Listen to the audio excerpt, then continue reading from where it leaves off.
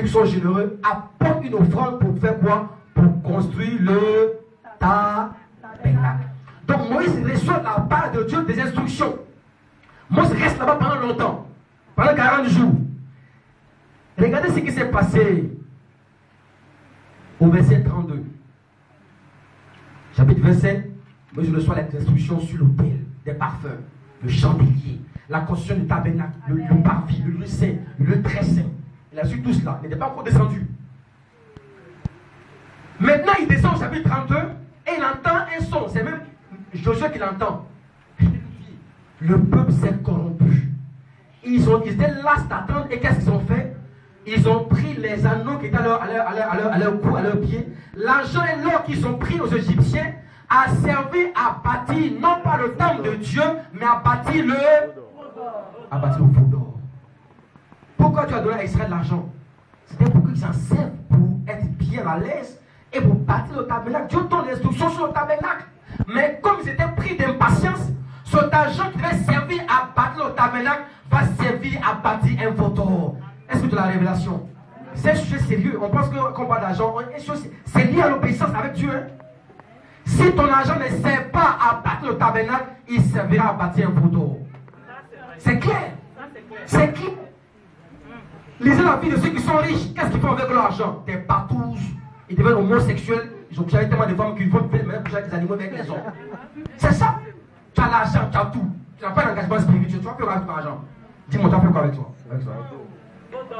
Tu as fait un veau d'or. Il est dit qu'ils se sont assemblés. Ils ont mangé, ils ont bu et ils se sont divertis. Dans d'autres versions, ils ont écrit, c'est écrit, ils ont couché les uns avec les autres. J'en parle tous. Lisez dans la Bible. Quand ton argent ne sert pas à bâtir le tabernacle, je te le dis, monte et descend. Ça va servir à bâtir un veau d'or. Regardez la vie de ceux qui sont riches. Ils sont généralement des personnes immorales et amorales. Généralement. Mais complètement. Ils vivent un travail. Et la seule façon de soulager, elle est de faire quoi? Bâtir des fondations et de faire des dons. Ils en ont trop. Est-ce que je me trompe? Et peuple de Dieu, est-ce que je me trompe? C'est ça l'évangile. Amen. Et le peuple n'aime pas entendre ça. Mais ce matin, vous allez entendre ça. Est-ce que ça vous fait du bien? C'est bien d'avoir un cœur si par rapport à l'argent. Tu étais bouleversé. Tu as dit ce n'est pas possible. Moi je dis, Dieu dit ton peuple s'est corrompu. Je vais les tuer. Exode chapitre 32, verset 33. Dieu dit, je vais les exterminer et te susciter un nouveau peuple. Lisez chapitre 32 de l'Exode. Dieu a touché Moïse. Moïse a commencé à plaindre. Moïse a dit à Dieu, oh Dieu, s'il te plaît, ne pas le faire.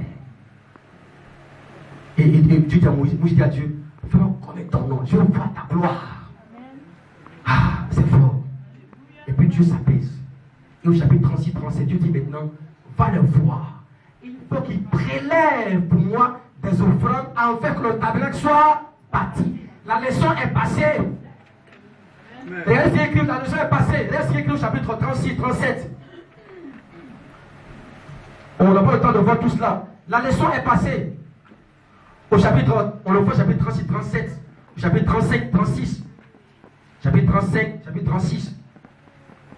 Il dit, tous les Israélites, hommes et femmes, chapitre 35, verset 29, il y a aussi chapitre 36, mais c'est trop long, dont le cœur était généreux, que l'Éternel avait commandé d'exécuter par l'intermédiaire de Moïse, apporter des offrandes volontaires à l'Éternel.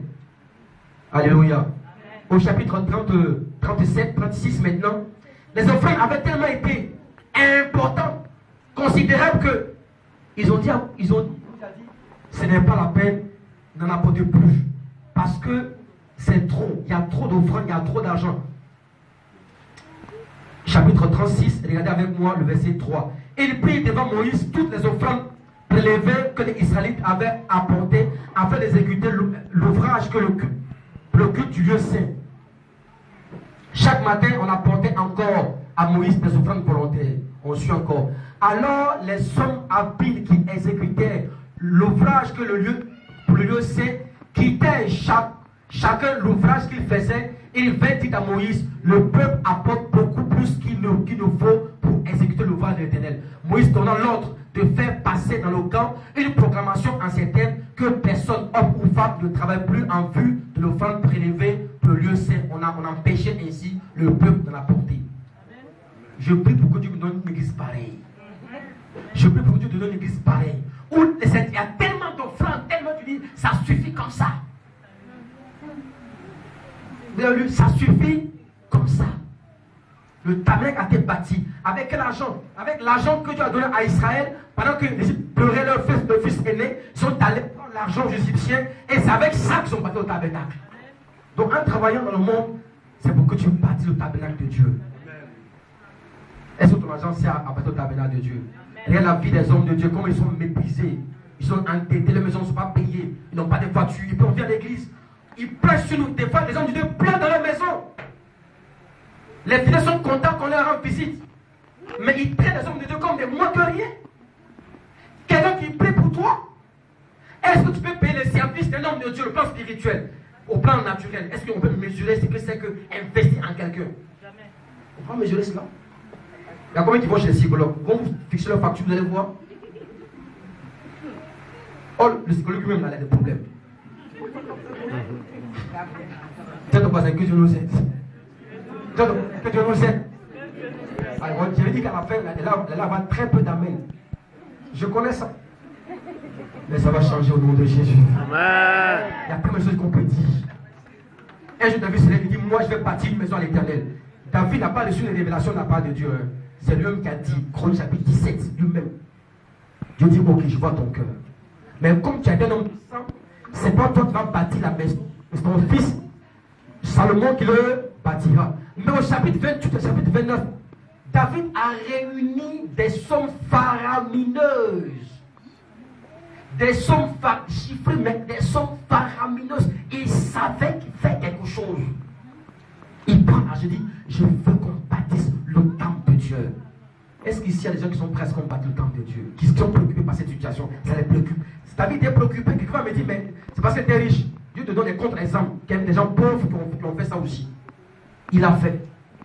Le temple a été bâti. Il n'est pas depuis vivant. Mais vous savez ce qui s'est passé? Quand David a sémé dans la maison de Dieu, son fils Salomon est devenu incroyablement riche. Est-ce que je me trompe? Il a sémé. Dieu a répandu sa grâce.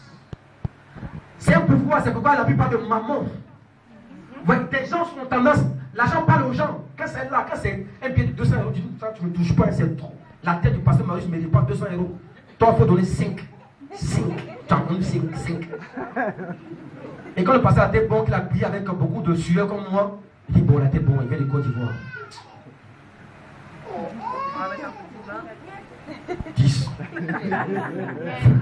Donc l'argent te parle. Ce matin, laisse Dieu te parler. Laisse Dieu te... Et regardez comment l'argent a un pouvoir. Quand vous partez au supermarché, moi c'est marrant au supermarché, l'argent est dans ta main. Mais l'argent te passe sur tout le pays. Dans ce panier, il est beau, vous l'acheter. Ah, mais tu as vu le pantalon pour Pipo? Ton fils a 4 ans. Ton fils n'a pas demandé un pantalon. Mais l'argent va te dire, achète un pantalon pour Pipo. Est-ce que je me trompe? Ta fille n'a pas demandé un gâteau. Tu vas acheter un gâteau pour elle. L'argent te parle afin que ton argent soit dépensé pour des choses qui ne sont pas forcément utiles. Mais quand tu viens à l'église, l'argent te dit, toi là, tu m'envoies ici, mais tu ne tombes pas dans le panier. Tu ne rentres pas là-bas. C'est ça la vérité. Tu ne rentres pas. Mais dehors, regardez comment les polices a dépensé l'argent. Comment les polices? Des choses, écoutez-moi bien, des choses quasiment inutiles. Aller au restaurant avec des amis, ils achètent, ils mangent, ils disent, ah, et donc quand on vient, apporte, non, je veux ça là. Apporte cette bouteille de verre, je veux une bordelaise qui date de 50 ans, la fois pour ça. Il faut que je fasse plaisir. Ce qui est dans mon ventre, c'est ce qui est pour moi. Pas ce qu'on dit. C'est tout. Dieu ton voisin, que Dieu nous aide ce matin, ce soir. Est-ce qu'on peut envoyer notre argent en mission pour dire Seigneur, je veux que l'argent t'adore? On doit apprendre à envoyer notre argent pour adorer Dieu. Regardez pour finir sur cet exemple-là. Répétez dans l'Ancien Testament, ce n'est pas vrai. Jésus, le Fils de Dieu, a eu également l'occasion d'être en relation avec ces cas-là. Une femme qu'on appelle Marie de Magdala, Jean chapitre 12. On en parlait dimanche dernier. Saisie par la présence glorieuse du Seigneur, il n'a jamais vu quelque chose pareil. il avait avec elle un parfum dont la valeur était estimée au salaire annuel d'un ouvrier agricole. Ici en France, un ouvrier agricole a combien par mois?